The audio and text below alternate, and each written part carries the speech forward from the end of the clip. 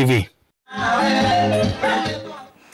All right, continuing our conversation on the final push and the task ahead for IEBC come August 9th. Joining me in studio once again is Franklin Mukwanja, Executive Director at the Center for Multiparty Democracy Kenya, as well as Steve Ogolla, Advocate of the High Court. Gentlemen, welcome back. Let's talk about what now IEBC must do in the days leading to August 9th and then following. The biggest sticking point in past election cycles has been the tallying of votes and transmission of results. We saw what that did in 2017. Franklin, what needs to be done to instill that public confidence? We know 2 days is not enough to do much for the IEBC, but for Kenyans to understand this process, especially when it comes to transmitting of results, what can the IEBC do in terms of passing on that message to the electorate?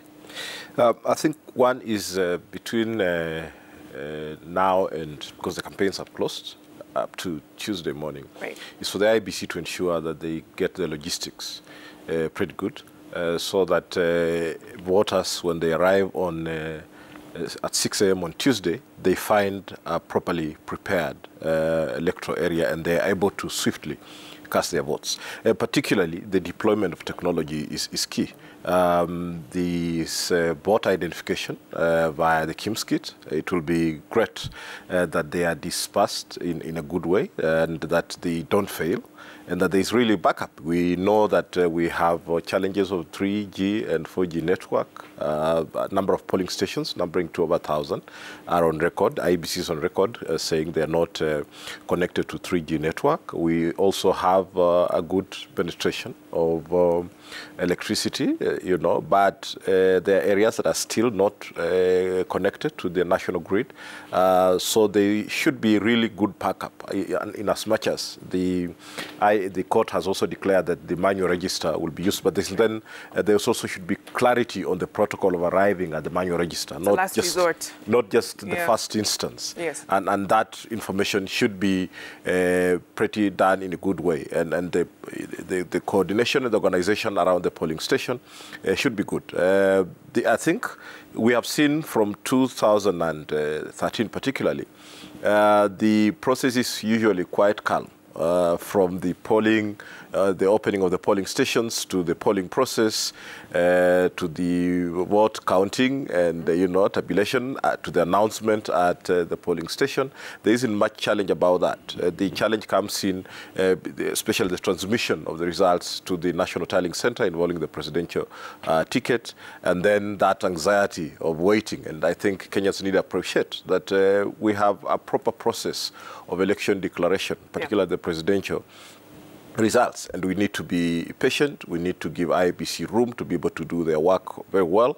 We need to be supportive of the officers. It's really a tiresome work, and we need to be supportive. We need to really show that we're contributing to this democratic and civic duty in a way that builds, our democratic processes. Steve, take us through that period that the IEBC has to announce results constitutionally. 7 days, and what that means in a practical sense, because you have to wait it out until they correlate the physical forms with what is on those digital kits.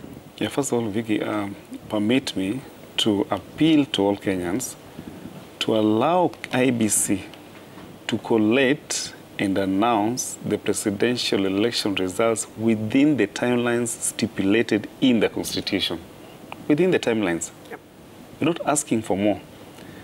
Article 138, Sub-Article 10 of the Constitution stipulates that IEBC shall declare the results, the final results, within 7 days. So the anxiety and the pressure that comes with urgent declaration of results does not enjoy a constitutional or legal underpinning. It's entirely political, almost hysterical. The jurisprudence from 2017 in minor KI judgment and the Supreme Court judgment in Raila Odinga petition number 1 of 2017 has now clarified that we don't have the concept of provisional results. And this should be able to pacify or lower the tension or the anxiety that voters may have because I think part of the delay is always explained in terms of the risk of manipulation of results.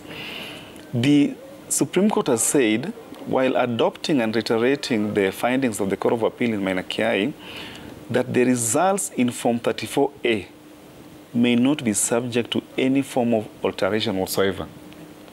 Remember, the results in Form 34A are transmitted electronically through the keying in of the results, the messaging that goes straight to Bomas, the big screen at Bomas. They're also scanned and also transmitted to IBC at the National Tallying Center. But the law requires that the returning officer produce the physical hard copy results, constituency election results, for tabulation by the chairman of the commission, who is the national returning officer. So if you look at how expansive this country is and the challenges of transport, we are not going to airlift returning officers. IBC has no such budget. Remember the election budget, this election was costed at 40 billion. Up to 3 months the election, about 6 months the election, if I give it a generous recollection, IBC had only received 21 billion. And the 19 billion was not released until IBC made a lot of noise about it. IBC's election budget is as modest as it can get. We don't have a budget to fly returning officers from the farthest ends of our country to Bomas. They must receive the results, make sure that they're properly tabulated and collated, then drive with those results to Nairobi. I think in terms of practical sense timelines, election will be held on 9th. The first hard copy results, we should start expecting them from 11th. Even Nairobi, you see, I vote in South Sea, I vote in Kewi, which is in South Sea ward within Langata constituency. Yep. The returning officer, the presiding officer, must take the results from Kewi to Nyao Stadium, which is the constituency tallying center. With all the noise and concerns raised by candidates, which delay the process, then he has to move from Nyao Stadium to Bomas. I can tell you, Vicky, and you'll be here to watch, the results from Nyao Stadium to Bomas could take 2 days to arrive, despite the fact that we're all in. And you know, IBC is not delaying that process. The candidates that want verification, the process of counting, be done as careful as it can get. Right. You lift a ballot paper, identify it. If somebody objects to it, that must be resolved before the vote is allocated to someone. Counting one vote, one ballot, could take up to 1.5 minutes. Because you have to open it, show it around, build consensus, form an opinion to whom this vote is cast, get to know if there's an objection to it or whether this vote should be rejected. That decision of 1.5 minutes, if you have a full... And you multiply that by 700 ballots, you can see why counting takes the entire night. And remember, these are people who have also worked the entire day. They've worked the entire night. We had a concept of counting clerks coming in after the close of the ballot. We don't have a budget to support that. Parliament approves this budget. They did not allocate. So the point is, IBC will endeavor to do its best to announce the result within the timelines stipulated in the Constitution, but the anxiety that the result may be interfered with if there's so much delay is removed because Maina Kiai has clarified, the judgment, Maina Kiai by the Court of Appeal, which has been adopted by the judgment in Raila Odinga, petition number 1 of 2017, that as long as agents, party agents, have the Form 34As, even if IBC declares the results on the 7th day, because on the 8th day it would be unconstitutional, on the 7th day, they should know how the results look like. I want to urge all political leaders, political parties, kindly make sure that in the 46,000 polling stations, you have 46,000 agents, so that when these agents are given the polling station results in Form 34A, nothing stops you from doing parallel vote tallying, but don't announce. You can then relax, sit pretty, knowing that the results that will be announced will not be altered. Otherwise, I want to urge Kenyans, cast your vote, exit the polling station, go home. Cast your vote, go home. Do not be an authorized person within the election polling station. because then you delay the process. You want the results to be announced quickly, but you're there. What are you doing there? Cast your vote, go home.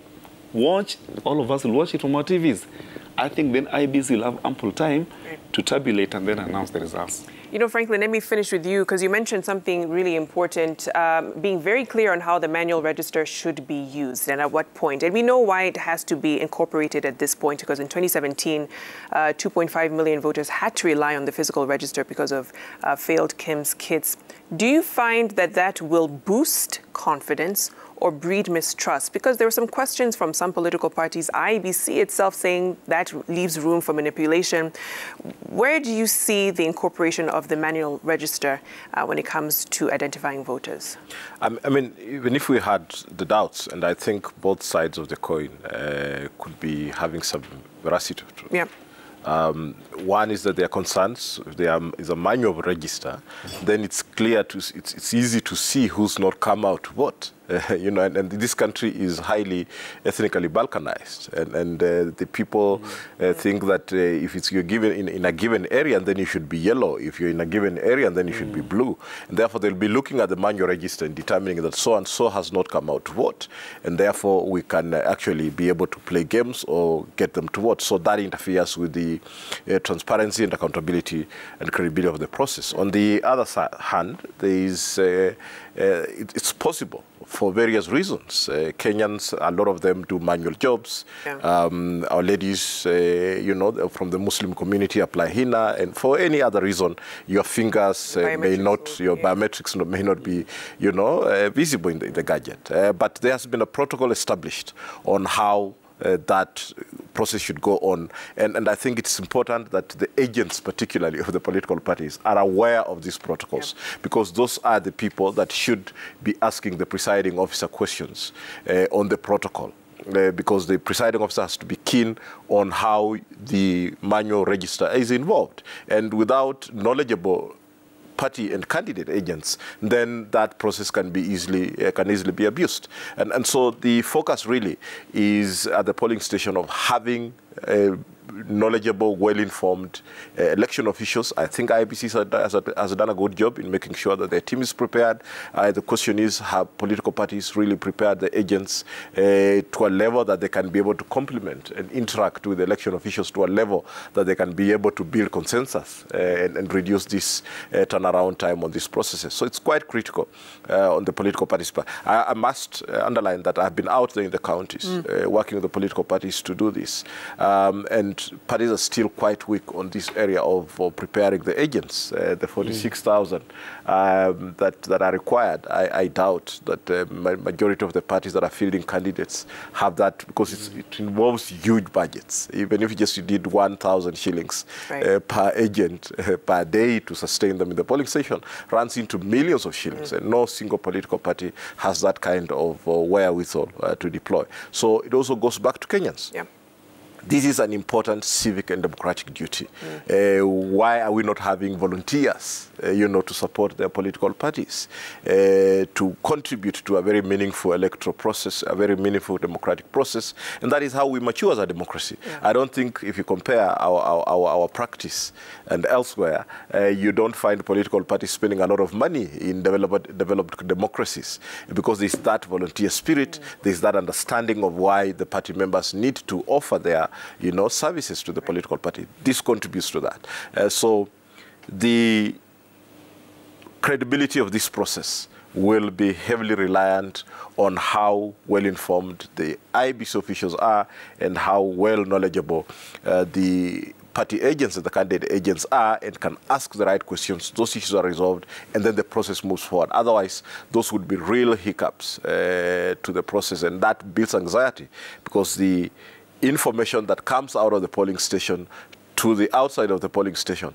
that's what builds tensions. And candidates and parties are relying on these people to feed them with the information. That's what builds into really negative emotions, and we don't want that in this election. Fantastic. Thank you so much, Franklin and Steve, for breaking down and illustrating that ecosystem when it comes to the voting process. The burden is not solely on the IEBC, but political parties and the voter as well, come August 9th. All right, let's take a short break here on Citizen Weekend. Sports news is coming up next. Stay with us.